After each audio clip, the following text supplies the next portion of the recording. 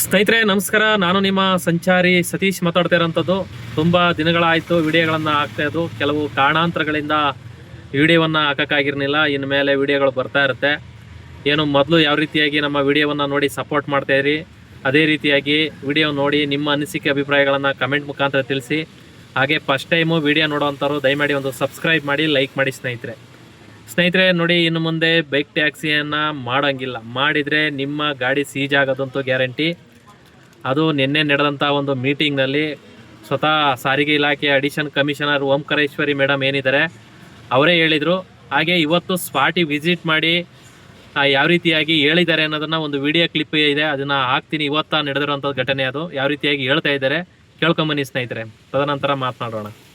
3 ತಿಂಗಳು ಆಮೇಲೆ ನೀವು ಇದು ಮಾಡ್ತೀವಿ ಅಂತ ಹೇಳಿದ್ರೆ ಆರ್ಸಿ ಕ್ಯಾನ್ಸಲೇಷನ್ ಮಾಡಿ ಸ್ಕ್ರಾಪ್ ಮಾಡ್ಬಿಡ್ತೀವಿ ಗಾಡಿನ. ನಿಮ್ಗೆ ಗಾಡಿ ಓಡಿಸಕ್ಕೂ ಸಿಕ್ಕೋದಿಲ್ಲ. ಕಾಲೇಜ್ ಹುಡುಗನ ನೀನು? ಕಾಲೇಜ್ ಹುಡುಗರು ಯಾರಿದ್ದೀರಿ ಇಲ್ಲಿ? ಕಾಲೇಜ್ ಹುಡುಗರು ಯಾರಿದ್ದೀರಿ? ಕಾಲೇಜ್ ಎಲ್ಲ ಬಿಟ್ಟು ಈ ತರದ್ದೆಲ್ಲ ಮಾಡೋದು ತುಂಬಾ ತಪ್ಪು. ನಿಮ್ಮ ಪೇರೆಂಟ್ಸ್ ಎಲ್ಲ ಕಾಲೇಜಿಗೆ ಕಳ್ಸೋದೇನಕ್ಕೆ? ಓದಿ ಒಂಚೂರು ಒಳ್ಳೆ ಇದು ಮಾಡ್ಕೊಳ್ಳಿ, ಕೆಲಸ ಹೋಗಿ ಅಂತ ಹೇಳಿ. ಸ್ನೇಹಿತರೆ ನೋಡಿದ್ರಲ್ಲ, ಸ್ವತಃ ಸಾರಿಗೆ ಇಲಾಖೆಯ ಅಡಿಷನಲ್ ಕಮಿಷನರ್ ಅವರು ಓಂಕಾರೇಶ್ವರಿ ಮೇಡಮ್ ಅವರು ಸ್ಪಾಟಿಗೆ ವಿಸಿಟ್ ಮಾಡಿ ಯಾವ ರೀತಿಯಾಗಿ ಎಚ್ಚರಿಕೆ ಸಂದೇಶವನ್ನು ಕೊಡ್ತಾ ಇದ್ದಾರೆ. ನೀವು ಇದೇ ರೀತಿಯಾಗಿ ಮಾಡ್ತಾ ಇದ್ರೆ ಗಾಡಿಯನ್ನು ಸ್ಕ್ರಾಪ್ ಮಾಡ್ತೀವಿ, ನಿಮ್ಮ DL ಕೂಡ ಕ್ಯಾನ್ಸಲ್ ಆಗ್ತದೆ ಮತ್ತೊಂದು ಅಂತೇಳಿ ಎಚ್ಚರಿಕೆ ಸಂದೇಶವನ್ನು ಕೊಡ್ತಾ ಇದ್ದಾರೆ. ಬೈಕ್ ಟ್ಯಾಕ್ಸಿ ಮಾಡುವಂಥವ್ರು ಇದನ್ನು ಪಾರ್ಟ್ ಟೈಮ್ ಜಾಬನ್ನು ಕೂಡ ಮಾಡ್ಕೊಂಡಿದ್ದೀರಾ, ಕೆಲವು ಡ್ಯೂಟಿ ಮುಗಿಸ್ಕೊಂಡು ಹೋಗ್ಬೇಕಾದ್ರೂ ಕೂಡ ಮಾಡ್ತಾ ಇದ್ದೀರಾ. ಹಾಗಾಗಿ ನೀವುಗಳು ನಿಮ್ಮ ಸ್ನೇಹಿತರಿಗೂ ಕೂಡ ತಿಳಿಸ್ಕೊಳ್ಬೇಕಾಗ್ತದೆ. ಏನು ನಿನ್ನೆ ನಡೆದ ಒಂದು ಮೀಟಿಂಗ್ನಲ್ಲಿ ಸತತ 1 ವಾರಗಳ ಕಾಲ ನಾವು ಈ ಬೈಕ್ ಟ್ಯಾಕ್ಸಿ ಏನು ಮಾಡ್ತಾ ಇದ್ದಾರೆ ಅದನ್ನು ಹಿಡಿದು ನಾವು ಫೈನ್ ಆಗ್ತಕ್ಕಂಥ ಕೆಲಸವನ್ನು ಮಾಡ್ತೀವಿ. ಏನಾದರೂ ಕೂಡ ಇದೇ ರೀತಿಯಾಗಿ ಅವರು ಮುಂದುವರೆದ್ರೆ ಮತ್ತೆ ಕಾರ್ಯಾಚರಣೆಯನ್ನು ಮಾಡಿ ಅವರಿಗೆ ಒಂದು ಭಾರಿ ಮೊತ್ತದಲ್ಲಿ ದಂಡವನ್ನು ವಿಧಿಸ್ತೇವೆ ಅಂತೇಳಿ ನಿನ್ನೆ ನಡೆದ ಒಂದು ಮೀಟಿಂಗ್ನಲ್ಲಿ ಹೇಳಿದ್ದಾರೆ.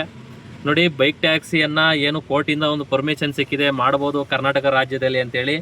ಆದರೆ ಇಲ್ಲಿ ಇನ್ನೂ ಸಾರಿಗೆ ಅಧಿಕಾರಿಗಳಾಗಲಿ ಮತ್ತೊಬ್ಬರಾಗಲಿ ಇದಕ್ಕೆ ಕಾನೂನು ರೂಪುರೇಷೆಗಳನ್ನು ಯಾವುದೇ ರೀತಿಯಾಗಿ ಮಾಡಿಲ್ಲ. ಹಾಗಾಗಿ ಅದನ್ನು ನೀವು ಓಡಿಸ್ತಾ ಇರ್ತಕ್ಕಂಥದ್ದು ಇಲ್ಲಿಗಲ್ಲೇ. ಏನಾದ್ರು ಕೂಡ ಅನ್ಎಕ್ಸ್ಪೆಕ್ಟ್ ಆಗಿ ಪ್ಯಾಸೆಂಜರಿಗೆ ಮತ್ತೊಂದು ಏನಾರ ಗಾಯಪಾಯ ಮತ್ತೊಂದು ಏನೋ ಪ್ರಾಣ ಹಾನಿ ಆದಂಥ ಸಂದರ್ಭದಲ್ಲಿ ಅದು ಇನ್ಶೂರೆನ್ಸ್ ಕ್ಲೈಮ್ ಆಗಲ್ಲ ಅಂತೇಳಿ ಎಲ್ಲರಿಗೂ ಗೊತ್ತು.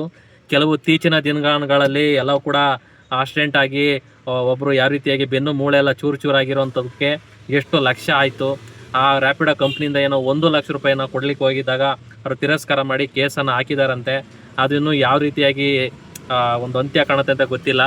ಇನ್ನು ಆ ಥರ ಯಾರಿಗೂ ಆಗಬಾರ್ದು. ಹಾಗಾಗಿ ನೀವುಗಳು ಬೈಕ್ ಟ್ಯಾಕ್ಸಿ ಮಾಡುವಂಥವ್ರು ನೀವುಗಳು ಇಲ್ಲಿ ಕರ್ನಾಟಕದಲ್ಲಿ ಇನ್ನೂ ರೂಪುರೇಷೆಗಳನ್ನು ಮಾಡಿ ಸಾರಿಗೆ ಇಲಾಖೆ ಯಾವಾಗ ಹೊರಗಡೆ ಹೊರಡಿಸುತ್ತೋ ಮತ್ತೊಂದು ಆಗ ನೀವು ಬೇಕಾದರೆ ನಾವು ಕಾನೂನಿಗೆ ಇವತ್ತು ನಾವು ದೊಡ್ಡವರು ಅಂತ ನಾವು ಹೇಳಲ್ಲ, ಕಾನೂನಿಗೆ ಎಲ್ಲರೂ ಕೂಡ ತಲೆ ಬಾಗಬೇಕಾಗ್ತದೆ. ಆವಾಗ ನಿಮಗೆ ಮಾಡುವಂಥವ್ರು ಇಲ್ವೋ ಅಂತಾರೋ ನಮಗೆ ಗೊತ್ತಿಲ್ಲ. ಆಗ ನೀವೇನಾದರೂ ಮಾಡ್ಕೊಳ್ಳಿ. ಆದರೆ ಇನ್ನೂ ಕೂಡ ಅದಕ್ಕೆ ಇಲ್ಲಿ ಏನೂ ಮಾಡಿಲ್ಲ. ಅದಕ್ಕೆ ನೀವು ಅದನ್ನು ಯಾರು ಕೇಳೋರಿಲ್ಲ ಹೇಳೋರಿಲ್ಲ ಅಂತೇಳಿ ಅದನ್ನು ಡ್ಯೂಟಿ ಮಾಡ್ತಕ್ಕಂಥ ಕೆಲಸವನ್ನು ಮಾಡ್ತಾಯಿದ್ದೀರಾ. ಏನು ನಿನ್ನೆ ನಡೆದಂಥ ಮೀಟಿಂಗ್ನಲ್ಲಿ ಅದೇನೇ ಎಲ್ಲ ಡಿಸ್ಕಸ್ ಮಾಡಿದ್ದಾರೆ.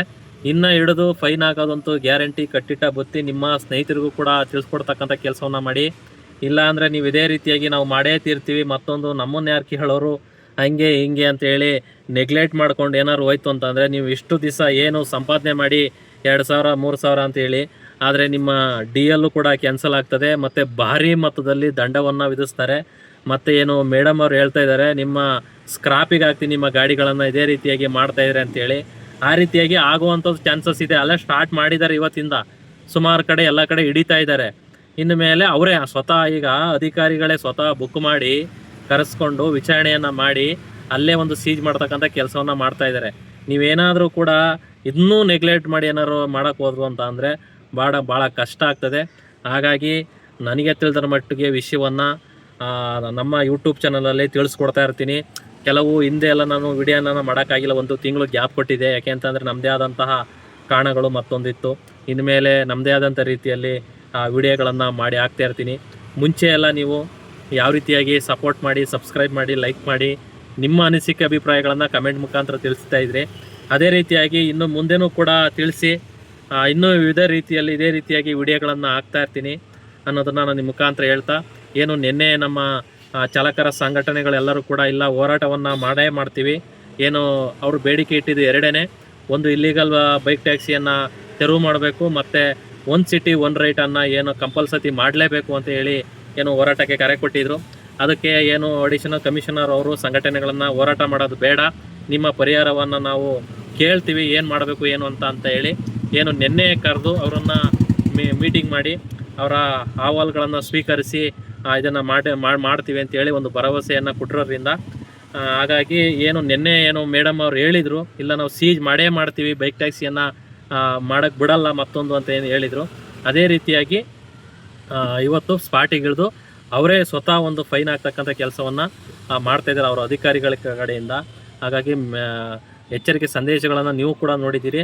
ಹಾಗಾಗಿ ಇನ್ನು ಮುಂದೆ ನೀವೇನಾದ್ರು ಕೂಡ ಬೈಕ್ ಟ್ಯಾಕ್ಸಿ ಮಾಡಬೇಕಾಯ್ತು ಅಂತಂದರೆ ಭಾಳ ಒಂದು ಭಯದಿಂದ ಮತ್ತೊಂದು ಈ ರೀತಿಯಾಗಿ ಮಾಡೋಕ್ಕೆ ಹೋಗ್ಬಿಡಿ, ನಿಲ್ಲಿಸಿ. ಅದು ಕಾನೂನು ರೂಪರೇಷನ್ಗಳನ್ನು ಯಾವಾಗ ಬರ್ತದೆ ಆವಾಗ ನಿಮ್ಮ ಅದು ಏನು ಹೇಳುತ್ತೆ ಅದನ್ನು ನೀವು ಮಾಡ್ತಕ್ಕಂಥ ಕೆಲಸವನ್ನು ಮಾಡಿ. ಕಾನೂನು ಬಾಹಿರವಾಗಿ ಯಾರೂ ಕೂಡ ಮಾಡೋಕ್ಕೆ ಹೋಗ್ಬೇಡಿ, ಕಾನೂನಿಗಿಂತ ಯಾರೂ ದೊಡ್ಡವರಲ್ಲ ಅನ್ನೋದನ್ನು ನಾನು ಈ ಮುಖಾಂತರ ನಮ್ಮೆಲ್ಲ ಚಾಲಕ ಸ್ನೇಹಿತರಿಗೂ ಆಗ ಬೈಕ್ ಟ್ಯಾಕ್ಸಿ ಓಡಿಸುವಂಥವ್ರಿಗೂ ನಾನು ಈ ಮುಖಾಂತರ ಹೇಳಕ್ಕೆ ಬಯಸ್ತೇನೆ ಸ್ನೇಹಿತರೆ. ನಮಸ್ಕಾರ ಎಲ್ಲರಿಗೂ ಕೂಡ.